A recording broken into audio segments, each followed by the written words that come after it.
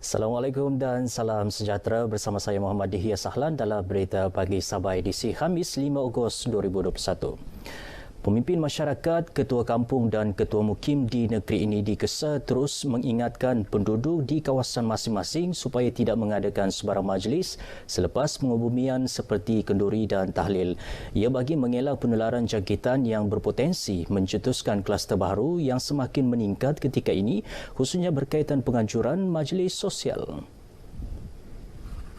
Dalam kenyataan Menteri Kerajaan Tempatan dan Perumahan Datuk Seri Panglima Masidi Manjun, orang ramai yang ingkar dan melanggar prosedur operasi standard SOP dengan mengadakan majlis sosial ini akan dikenakan tindakan undang-undang di bawah Akta Pencegahan dan Pengawalan Penyakit Berjangkit 1988 Akta 342. Menurut Datuk Masidi, satu lagi kluster baru direkodkan semalam iaitu kluster Tampasuk, Kota Belud. Ia dikategorikan sebagai kluster komuniti yang dipercayai berpunca daripada majlis pengebumian dan telah menjangkiti kaum keluarga, penduduk kampung dan kontak rapat. Kes indeks merupakan juruwang wanita 32 tahun di sebuah bank yang didapati positif pada 26 Julai setelah bergejala. Dalam pada itu, 5 lagi lokaliti di 3 daerah dikenakan Perintah Kawalan Pergerakan diperketatkan PKPD bermula esok hingga 19 Ogos. Lokaliti terbabit ialah Perumahan Ladang Mostin dan Kampung Kasnuri di Kunak, Kampung Kuala Mengalong Sipitang dan Kampung Tanjung Aru Lama dan Universiti Apartmen 1 di Kota Kinabalu. Sementara itu, dalam kenyataan sama, Datuk Masidi memaklumkan 949 kes positif baru COVID-19 dicatatkan di Sabah semalam. Kontak rapat terus menjadi penyumbang utama kes iaitu sebanyak 570 atau 60.06% daripada jumlah kes keseluruhan. Diikuti saringan bergejala 201 kes dan 74 kes lagi berpunca daripada saringan kluster sedia ada. Menurut Datuk Masidi, memandangkan saringan bergejala antara penyumbang tertinggi kes kumulatif harian, beliau menyarankan mereka yang mengalami selsema dan batuk segera membuat ujian calitan bagi menentukan status kesihatan masing-masing. Tindakan ini dapat mengelak daripada menjangkiti orang lain sekiranya didapati positif. Datuk Masidi juga memaklumkan 172 kenderaan di arah berpatah balik daripada 42,247 kenderaan diperiksa di 207 sekatan jalan raya yang dilaksana di seluruh negeri semalam.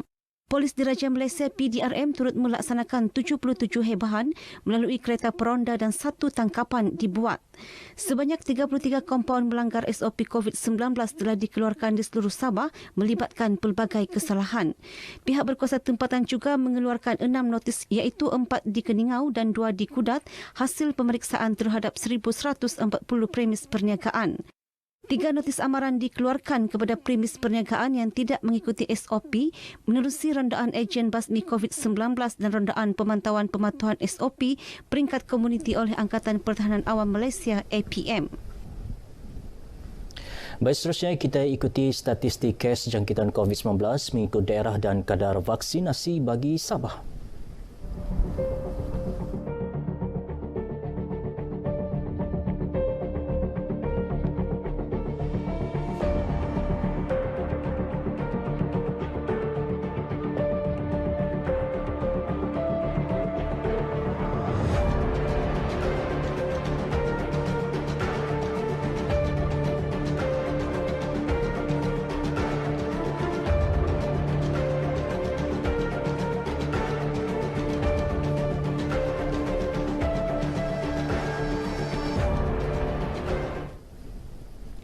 Pusat Pemberian Vaksin PPV Universiti Malaysia Sabah UMS menghadkan 1,000 dos suntikan vaksin COVID-19 sehari dalam program vaksinasi secara terus tanpa janji temu yang bermula kemarin hingga 6 Ogos.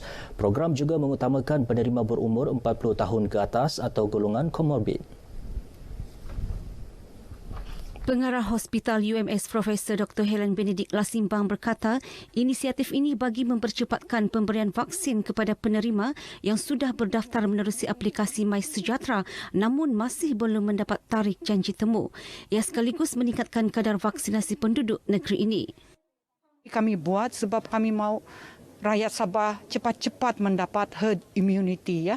Kita pun tahu kalau ini Delta virus ni datang dan merebak di Sabah. Kita tahu pun di Sabah ini tahap kesihatan memang ada agak rendah sedikit ya. Doktor tu penduduk ratio ni kan pun lebih tinggi berbanding dengan di Semenanjung. Profesor Dr. Helen ditemui media ketika meninjau program vaksinasi secara terus tanpa janji temu di PPV UMS. Sementara itu, penerima yang berjaya divaksinasi menzahirkan rasa syukur kerana penantian mendapatkan vaksin akhirnya tercapai. Saya mau vaksin ini untuk jaga kesehatan sama mau jauh dari sakit virus. Bila dawab ini macam kemudahan kamu kasih jauh dari sakit lah. 1 tahun lah saya menunggu baru sekarang. Memang saya punya nekat lah untuk mendapatkan vaksin ini lah. Excited juga sebab first vaksin kan, first dose. Saya rasa ini program yang sangat baik untuk masyarakat sekeliling sini. Walaupun saya dari Papar, saya sanggup turun sini untuk mendapatkan first dose vaksin lah. Gembira lah, habis tunggu lama sudah dulu. Kan habis pun takut kan mau 4 bulan loh. Oh yang ini paru-paru mah. Nah, paru-paru jadi cepat-cepat loh. 1 komuni cuti mah semua datang 29. Bagus lah berdua. Tapi tunggu terus boleh cepat-cepat. I originally signed up for this program in March 2021, and then I hadn't heard anything. And my job is in the public sector, so I really wanted to get a vaccine as soon as possible. So I decided to come in and do the walk-in rather than wait. But I think it's amazing that they're doing it, and it's great. Program vaksinasi ini bermula 12.30 hari hingga 4 petang. Ya, prihatin terhadap waris yang menghadapi kesukaran menanggung kos pengurusan jenazah termasuk jenazah pesakit COVID-19. Persatuan Amal dan Jariah Sabah atau dikenali sebagai Tim Amal menjalankan perkhidmatan ven jenazah percuma di daerah Kota Kinabalu. Belum sampai setahun beroperasi, perkhidmatan berkenaan menguruskan 125 jenazah termasuk 18 pesakit COVID-19. Ikuti kisah kumpulan sukarelawan ini bersama wartawan Sarifah Munazrah Sarip.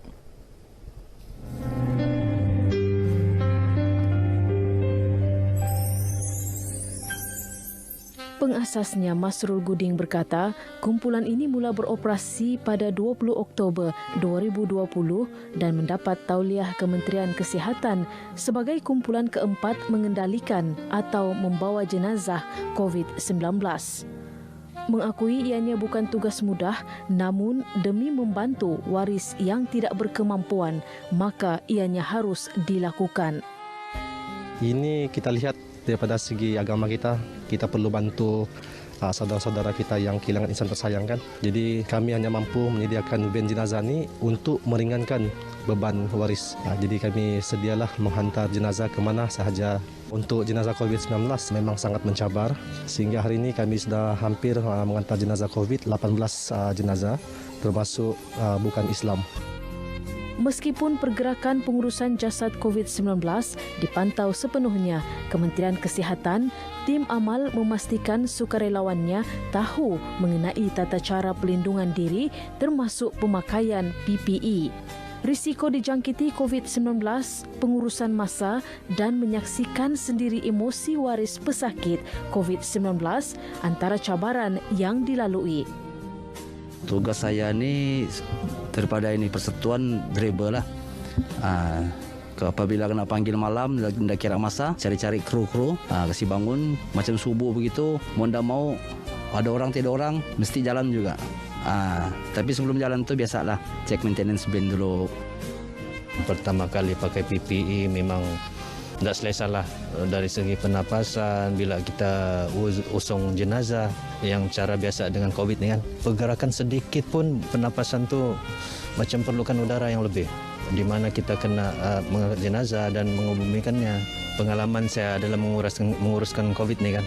Amat menyedihkan bila hanya kami saja yang boleh masuk ke kawasan pengubumian. Kaum keluarga langsung tak boleh. Dari jauh pun tak dapat. Amat menyedihkanlah. Jalan malam lah, lapar, gelap, tidur di van. Dikubur, kami tidur di dalam van. Pengalaman saya depan mata melihat orang kematian COVID-19. Memang betul tuh kematian COVID-19. Pengorbanan Wira tidak didendang ini membuktikan mereka juga sebahagian barisan hadapan perlu dikenang dalam mendepani COVID-19. Saudara, berpegang kepada mutu hidup adalah akidah dan perjuangan. Kumpulan sukarelawan ini tidak pernah merasa letih dalam menabur bakti tak kira bangsa dan agama demi memastikan pengurusan jenazah COVID-19 adalah yang terbaik. Sarifah Munazah Sarip, Berita RTM.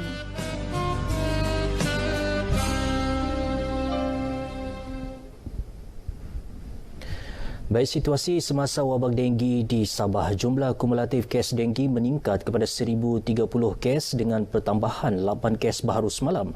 Daripada jumlah kes baru itu, 5 kes direkodkan di Kota Kinabalu dan masing-masing 1 kes di Tawau, Lahadatu dan Tenom. Berdasarkan infografik Jabatan Kesihatan Negeri Sabah, Kota Kinabalu masih mencatatkan kes kumulatif tertinggi iaitu 278 kes. Diikuti Tawau 203, Lahadatu 105, Sempurna 94 dan Sandakan 64 kes. Terdapat satu lokaliti wabak denggi aktif baru dicatatkan iaitu Taman Jindo Fasa 5 di Kota Kinabalu, menjadikan jumlah keseluruhan lokaliti wabak denggi aktif kini 3 di Sabah. Lokaliti lain yang mencatat wabak denggi aktif ialah di Sekalong, Kuala Penyu dan Panji Hujung Sempurna. Bagaimanapun, status wabak denggi di kesemua lokaliti berkenaan terkawal. Mayat seorang bayi lelaki yang baru dilahirkan ditemukan berhampiran sebuah premis di kawasan Berdusan, Pinampang tengah hari semalam. Ketua Polis Daerah Pinampang DSP Muhammad Aris Ibrahim berkata pihaknya menerima maklumat penemuan itu daripada orang awam pada 1:10 tengah hari. DSP Muhammad Haris dalam kenyataan berkata siasatan menemukan mayat bayi berkenaan dalam sebuah beg plastik yang diletakkan di tangga berhampiran sebuah premis di kawasan tersebut. Pasukan perubatan ke tempat kejadian mengesahkan bayi tersebut baru dilahirkan dan telah meninggal dunia dalam tempoh lebih kurang 6 jam sebelum ditemukan. Mayat bayi tersebut dibawa ke Hospital Queen Elizabeth Kota Kinabalu untuk bedah siasat. Kes disiasat di bawah Seksyen 318 Kanun Keseksaan. Orang awam yang mempunyai maklumat mengenai kejadian ini diminta segera menghubungi Bilik Gerakan Ibu Pejabat Polis Daerah IPD Pinampang. Baik saudara, sekian dahulu berita pagi Sabah. Terus tepati janji temu vaksinasi anda bersama jayakan sasaran imuniti kelompok negara. Saya Muhammad Dihya Sahlan. Assalamualaikum dan salam hormat. Buka kiri, kau ke kanan. Bagus lagi kita sehaluan. Cantik menawan, bermimpi hingga terbang ke awan. Sabar dulu.